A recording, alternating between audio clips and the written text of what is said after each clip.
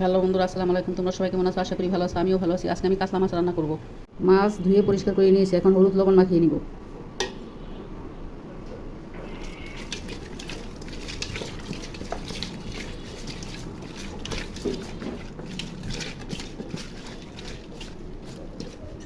তেল গরম হয়ে গেছে, এখন মাছগুলো ভেজে নিব।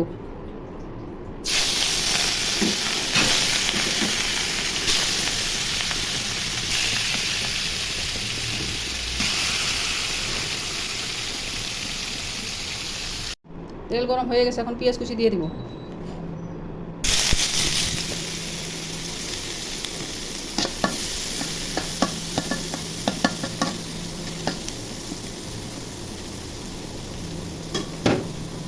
পেঁয়াজ ভাজা হয়ে গেছে, এখন আদা রসুন বাটা দিয়ে ভেজে নিব।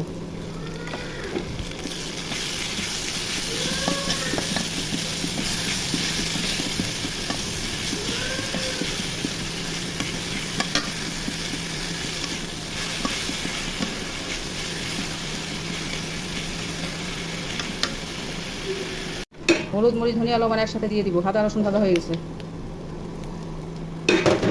পরিমাণ মতো পানি দিয়ে দিব। পানি দিয়ে কষিয়ে নিব। মশলা ভাজা ভাজা হয়ে গেছে, এখন তরকারি দিয়ে দিব।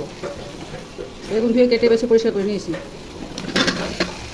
বেগুনগুলো কষিয়ে নিব। এরপর সামান্য একটু পানি দিয়ে কষিয়ে নিব।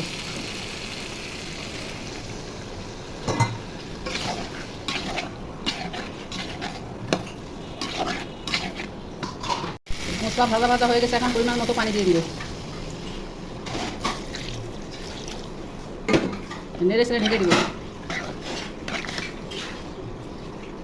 ঝোলে বলক চলে এসেছে, এখন মাছগুলো ঢেলে দিব।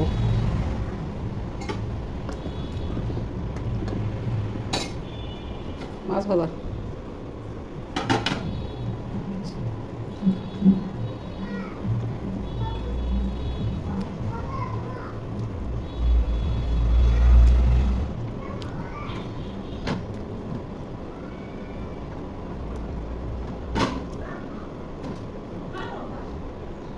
এখন ঢেকে দিব। তরকারি দেখি ঢাকনা উঠাইয়া। তরকারিতে বলক চলে এসেছে, নেড়ে ছেড়ে দিই।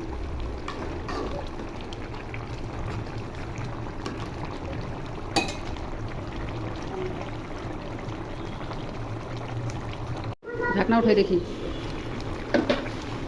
তরকারিটা এখন হয়ে আসছে, কিছুটা ঝোল কমে গেছে। এখন জিরা দিব।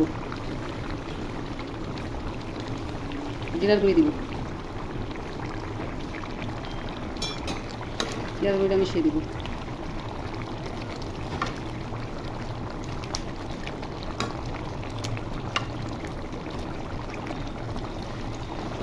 তরকারিটা ঢেকে দিব।